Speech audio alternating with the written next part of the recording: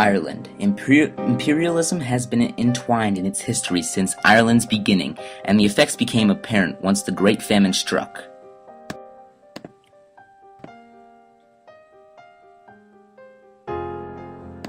(1800). Ireland in general was not industrializing. The labor force in industry declined from 43% in 1821 to 28% in 1840. While the rural workforce had increased by 50%, Ireland was quickly becoming dependent solely on farming with the potato as a staple food. At the same time, Ireland's government at the time was, quote-unquote, democracy. The English electorate grew to cover 20% of the population, but only 5% of the Irish population were able to vote. Ireland was completely colonized by England. Ireland had a weak voice in the government and therefore could not influence the government's decisions. Imperialism prevented Ireland from becoming independent, and if there was a crisis, the people in need would not be able to receive the proper aid they need. By the early 1840s, almost everyone in Ireland relied heavily on the potato. However, the potato could only last a short time, and therefore between seasons, people were vulnerable to hunger, and the perfect storm was slowly brewing. At this point in time, the Irish population had increased all the way to 8 million, twice as much as it was in 1800. 1846.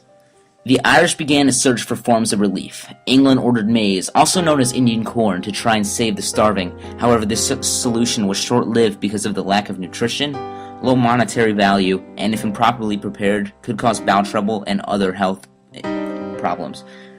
Had the food selection been more native to the Irish or had more nutritional value, this form of relief may have made a more positive impact on the famine. Evictions had also begun in the spring of 1846. After a year, Gerald Keegan, a formerly evicted Irish living in Montreal, wrote, "In the hastily erected emergency sheds, the people were dying by the score in the crowded sheds. The stench and the heat, desperately neglected. When there were enough attendants, they were hastily tossed into shallow pits nearby when they succumbed to the fever. In all the history of Montreal, there is no story so poignant. There were hundreds of orphan children. Many of the little ones had to be pulled from the arms of a parent who had suddenly died. Older ones were wandering around frantically, looking for parents who were already buried in the pits. The scene in the children's shed was beyond description." Keegan's words illustrate how devastating the situation was for the families evicted from Ireland. Soon after, Charles, an assistant secretary for the English Treasury, tried to give people work by starting projects known as the famine roads. These roads were meant to provide work and money for the Irish. However, these projects served no real purpose, seeing as they were built in the middle of nowhere, starting and ending at no specific pace. Due to this fact, the workers lost interest.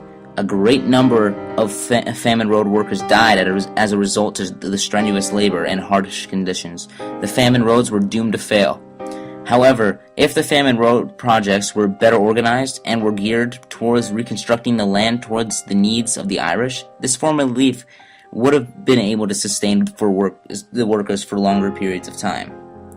Trevelyan also introduced workhouses to Ireland in an attempt to temporarily provide a solution for the famine. However, there were too many people who needed the work and pay in comparison to the number of workhouses available. Up to 50,000 people were recorded working in these establishments by the end of 1846. The workhouses were built to be intimidating and undesirable places to work in order to minimize the number of people who came back to work, the people who sincerely needed the work, and discouraged the Irish from relying on aid from England. Trevelyan desired for the Irish community to be able to support itself, to rise from the ashes triumphantly, and for Ireland to continue supporting itself and to become more dependent. Yet this strategy failed. Workhouses were packed with people, and a majority of the Irish could not find reason or comfort in Trevelyan's efforts. And when the various attempts at helping the Irish failed, Trevelyan blamed the Irish people's laziness and inability to be self-reliant. His views prevented him from recognizing the faults in his plans for aid, thus hindering him from providing more effective aid. On July 21st, Charles Trevelyan proposed the end of relief operations in Ireland, even though the potato blight had reappeared. During this time, the Quaker Relief Commission came to aid of the Irish by collecting and donating a generous amount of money. In addition, while under pressure from the British government, Pope Pius IX issued a statement worldwide for Catholics to start helping the Irish by taking a few minutes out of their day to pray for them and, if possible, to donate money. He himself donated 1,000 Roman dollars to help Ireland. This collective action led countries such as Australia, Venezuela, and South Africa to donate great sums of money to Ireland. William Smith O'Brien, a wealthy landowner from Dromoland Castle, who was sympathetic to the plight of the poor, observed, the circumstances which appeared most aggravating was that the people were starving in the midst of plenty, and that every tide carried from the Irish ports corn sufficient for the maintenance of thousands of the Irish people. This personal appeal shows that even though Ireland said that they were doing what they could, in reality, England said they were doing what they could. In reality, there was still much more that could have been done. 1847. The weekly average of people on public works was now over 1,500 people. However, the government was receiving more than 100 reports per day of starvation deaths, and deaths in workhouses had reached 2,700 a week. The government introduced soup kitchens. However, previously, the English bureaucracy was reluctant to appropriate any money to Ireland to help with the famine because, as Trevelyan said, the Irish will only use it to buy guns to revolt again. They were also reluctant to provide material aid, such as soup kitchens, because, quote, they will get used to handouts and never be self-sufficient, end quote. For the government to resort to soup kitchens meant that they were out of options. The public works were coming to an end, and the poor laws were extended, placing more responsibilities on those who could afford to give part of their income towards the aid of the poor. But several of the poor law unions were out of their funds or in debt and could not afford to provide any aid. In January, Trevelyan helped in donating 5,033 pounds. Help from everywhere kept pouring in from Britain, and even more help from foreign countries came in. In June, the Poor Law Amendment Act was passed containing the Gregory Clause. The Gregory Clause made it that to be able to work in the workhouses or go to the fever hospitals, any tenant with more than a quarter acre of land to their name had to give it up. This clause was intended to help promote emigration and limit the number of people who found work in the workhouses to those who were in dire need of the work. However, the landowners used this newfound requirement to reclaim their land from the tenants in case that any member of the family became involved in the workhouses. The soup kitchens were in full throttle, and they provided a glimmer of hope. However, in October, Trevelyan declared that the financial assistance to Ireland was to be limited, and to let the soup kitchens run dry, providing aid only to those who truly needed it. The local priests were in charge of deeming which of the famished citizens had most need for the food. Some of the priests attempted to give food to all citizens, but the British government usually found out, and the priests were unable to continue helping everyone.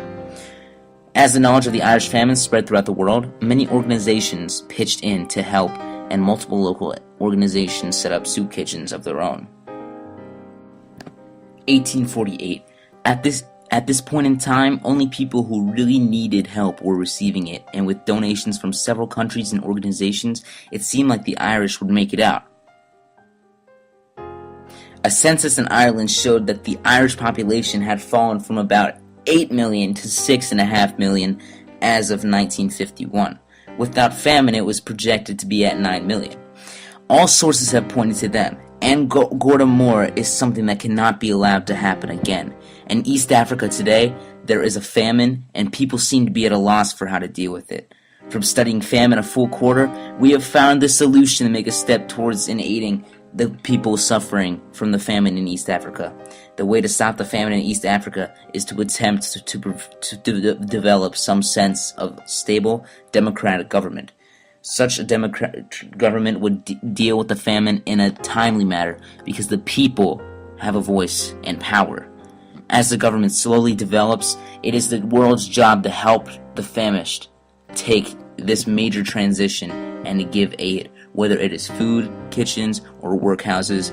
As the government stabilizes, there will be an increase of exports and imports. The economy will grow, jobs will be created, and hopefully the famine will end. And Gordon Moore prevented 2.5 million lives. And Gordon Moore killed 1.5 million. And Gordon Moore changed this world forever. May this never happen again.